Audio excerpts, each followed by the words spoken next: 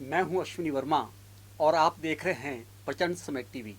मुख्यमंत्री श्री जयराम ठाकुर ने कहा कि सभी पार्टी पदाधिकारियों को कोविड-19 महामारी के दौरान जरूरतमंद लोगों की सहायता करनी चाहिए और प्रत्येक कार्यकर्ता का उद्देश्य सेवा ही संगठन होना चाहिए। मुख्यमंत्री श्री जयराम ठाकुर जिला मंडी के सराज विधानसभा क्षेत्र के मुरहा बूथ और चंबा जिला के डलहौजी विधानसभा क्षेत्र के सलमा बूथ के कार्यकर्ताओं से शिमला से वर्चुअल माध्यम से बातचीत कर रहे थे। उन्होंने कहा कि प्रधानमंत्री ने देश को कोरोना की पहली लहर से बाहर निकालने में देश का मार्गदर्शन किया है और इस वर्ष भी दूसरी लहर के दौरान देश इस संकट से बाहर निकल रहा है। जयराम ठाकुर ने कहा कि राज्य सरकार ने ये सुनिश्चित करने के ठोस प्रयास किए हैं ताकि इस महामारी से प्रदेश की आर्थिकी प्रभावित न हो।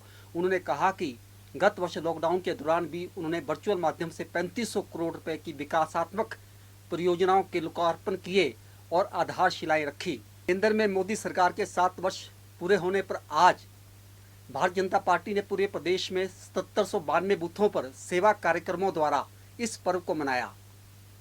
केंद्र में मोदी सरकार के 7 वर्ष आज पूरे हुए इस उपलक्ष्य में भारतीय जनता पार्टी ने 7792 बूथों पर सेवा कार्यक्रमों द्वारा इस पर्व को मनाया। इस दिन जहां भारतीय जनता पार्टी के राष्ट्रीय अध्यक्ष जगत प्रकाश नड्डा बिलासपुर सदर में बूथ त्रिदेवों के साथ वर्चुअल माध्यम से संवाद कर रहे थे, वहीं मुख्यमंत्री श्री जयराम ठाकुर ने सिराज और डलहौजी में वर्चुअल माध्यम से बूथ स्तर पर जुड़ के संवाद स्थापित किया।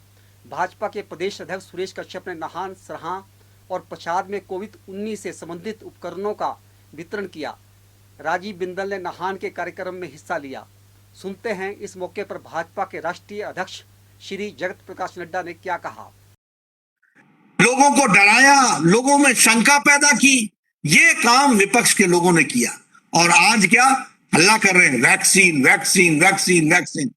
मित्रों याद रखना, हम साधना करने वाले लोग हैं, हम साधक हैं, ये बाधक है और ये बाधा कितनी भी पहुंचाए हम अपनी साधना से नहीं हटने वाले हैं, नहीं हटने वाले हैं। इस बात को हमको समझना चाहिए और मुझे खुशी है कि आज जयराम ठाकुर जी ने भी हिमाचल प्रदेश में इन बच्चों के लिए विशेष योजना घोषित की है। उसके लिए मैं जयराम ठाकुर जी को भी बधाई देता हूं, जिन्होंने इसमें अपने आप को समावेश करते हुए उन्होंने आज एक स्कीम का घोषणा की है। केंद्र सरकार के साथ मिलकर के आगे स्कीम को आगे बढ़ाएंगे, इस तरीके की काम को आगे बढ़ाया। मित्रों, हिमाचल प्रदेश भी टेस्टिंग में पीछे नहीं रहा है।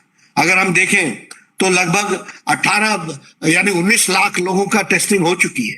आपके यहाँ 8 RT-PCR सेंटर्स हैं, तो ये अपने आप में बताता है कि आपने टेस्टिंग को किस तरीके से आगे बढ़ाया है। उसी तरीके से 3889 आपके बेड्स की व्यवस्था है। ICU बेड्स आपके पास 287 है।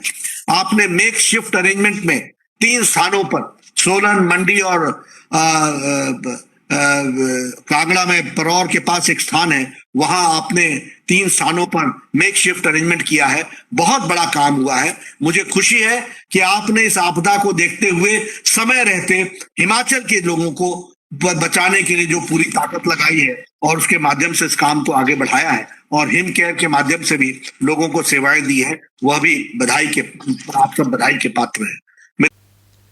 शिमला में अफीम की खेती, पुलिस ने मारा छापा, एक व्यक्ति को किया गिरफ्तार। राजधानी शिमला के ढली थाना क्षेत्र में पुलिस ने अफीम की खेती का पर्दाफाश करते हुए एक व्यक्ति को गिरफ्तार किया है। इस मामले में पुलिस ने प्रेम सिंह नाम के एक व्यक्ति को हिरासत में लिया है। मोदी सरकार ने 7 साल में चौपट कर दी अर्थव्यवस्था, कुलदीप सिंह राठौर। प्रदेश कांग्रेस के अध्यक्ष कुलदीप सिंह राठौर ने केंद्र की भाजपा सरकार के 7 साल के कार्यकाल को अति निराशाजनक बताते हुए कहा कि अच्छे दिनों के सपने दिखाकर केंद्र की सत्ता पर बैठी मोदी सरकार ने देश की अर्थव्यवस्था को पूरी तरह चौपट कर दिया है। कुलदीप सिंह राठौर ने मुख्यमंत्री श्री जयराम ठाकुर पर आरोप लगाया है कि चीन के साथ सीमा विवाद को लेकर उन्होंने एक बड़ी लापरवाही की है। राठौर ने कहा है कि चीन के साथ तनाव के बाद लाहौल स्पीति, चंबा, किन्नौर के साथ लगती प्रदेश की सीमाओं पर चौकसी की आवश्यकता पर कांग्रेस पहले से ही सरकार को आगाह करती रही है। हरियाणा में महामारी अलर्ट की पाबंदियां 7 जून तक बढ़ाई गई। चंडीगढ़ से हमारे सहयोगी राजेंद्र जौदौन के मुताबिक हरियाणा में कोरोना की स्थिति को देखते हुए राज्य सरकार ने महामारी अलर्ट और सुरक्षित हरियाणा की पाबंदियों को आगामी 7 जून तक बढ़ा दिया है। मुख्यमंत्री मनोहर लाल खट्टर ने रविवार को पाबंदियां आगे बढ़ाने का ऐलान किया। देश में कोरोना पर राहत भरी खबर।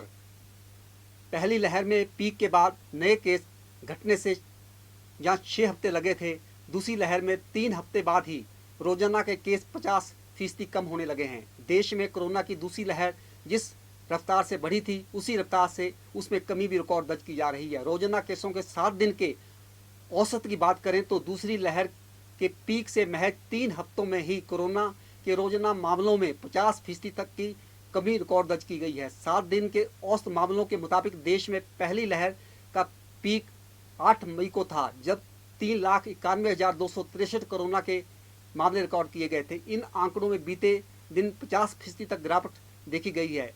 29 मई को यह आंकड़ा 1,95,183 तक पहुंच गया है। अगर पहली लहर की पीक की बात करें तो पिछले साल 17 सितंबर को 93,735 संक्रमितों की पहचान हुई थी। इस आंकड़े को आधे होने में करीब 6 हफ्ते लगे थे, यानी 30 अक्टूबर को 50% गिरावट के साथ संक्रमितों का आंकड़ा 46,380 तक पहुंचा था। मानसून 1 अनुमान 2। निजी एजेंसी स्काई मेट ने कहा है कि केरल मानसून पहुंच गया है। मौसम विभाग बोला 3 जून को केरल पहुंचेगा।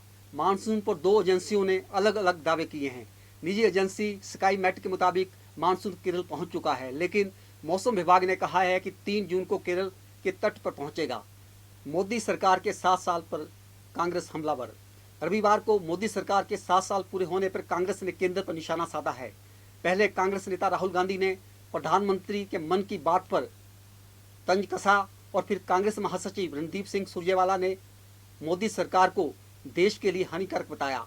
राहुल ने सोशल मीडिया पर लिखा, कोरोना से लड़ने के लिए सही नियत, नीति और निश्चय चाहिए, महीने में एक बार निरर्थक बात नहीं। प्रधानमंत्री बोले, भारत अब पहले से 10 गुना ऑक्सीजन उत्पादन कर रहा है। तौते और रियाज का जिक्र कर उन्होंने कहा कि हम हर तूफान से निकले हैं। प्रधानमंत्री श्री नरेंद्र मोदी ने रविवार को मन की बात कार्यक्रम के जरिए देश की जनता को संबोधित किया। मोदी ने कहा कि दूसरी लहर में ऑक्सीजन की मांग अचानक बढ़ गई। देश में आपदा के बीच अपनी क्षमताओं को बढ़ाया है। अब हम पहले से 10 गुना ऑक्सीजन उत्पादन कर रहे हैं। चुनौती कितनी ही बड़ी हो, भारत का विजय का संकल्प भी उतना ही बड़ा है। सेवा, भक्ति और अनुशासन ने देश को हर तूफान से बाहर निकाला है। जल, थल, नभ तीनों सेना के सभी जवान कोरोना के खिलाफ लड़ाई में जुटे हुए हैं। पूरे देश को उन पर गर्व है। पंजाब के मुख्यमंत्री और पूर्व कैबिनेट मंत्री के बीच खराब होते संबंधों को सुधारने की हरीश रावत को मिली अहम जिम्मेवारी। पूर्व मुख्यमंत्री एवं कांग्रेस के पंजाब प्रभारी हरीश रावत को अब पंजाब के मुख्यमंत्री अमरिंदर सिंह और पूर्व कैबिनेट मंत्री नवजोत सिंह सिद्धू के बीच खराब होते संबंधों को सुधारने की अहम जिम्मेवारी मिली है। कांग्रेस अध्यक्ष सोनिया गांधी ने सिलसिले में गठित 3 सदस्यीय समिति में हरीश रावत को जगह दी है। कांग्रेस अध्यक्ष सोनिया गांधी की ओर से गठित 3 सदस्यीय समिति के अन्य सदस्यों में राज्यसभा में विपक्ष के नेता मल्लिकार्जुन खड़गे और दिल्ली प्रदेश कांग्रेस के वरिष्ठ नेता जेपी अग्रवाल शामिल हैं। 2022 में पंजाब विधानसभा के चुनाव होने हैं। भाजपा महिला मोर्चा शिलाई द्वारा नागरिक आपूर्ति निगम के अध्यक्ष बलदेव तोमर को 7,000 मास्क भेंट किए गए। बूथ स्तर पर इन मास्क को वितरित किया जाएगा। प्रधानमंत्री नरेंद्र मोदी के नेतृत्व वाली केंद्र भाजपा सरकार के भव्य 7 वर्ष पूर्ण होने के उपलक्ष्य में भाजपा युवा मोर्चा जिला सिरमौर की ओर से रक्तदान शिविर का आयोजन किया गया। इस दौरान ऊर्जा मंत्री सुखराम चौधरी द्वारा उपस्थिति दर्ज कर युवाओं का हौसला बढ़ाया गया। साथ ही भाजपा महिला मोर्चा जिला सिरमौर द्वारा इस उपलक्ष्य में मास्क वितरित किए गए। आप देख रहे थे प्रचंड समय टीवी और देखते रहें प्रचंड समय टीवी।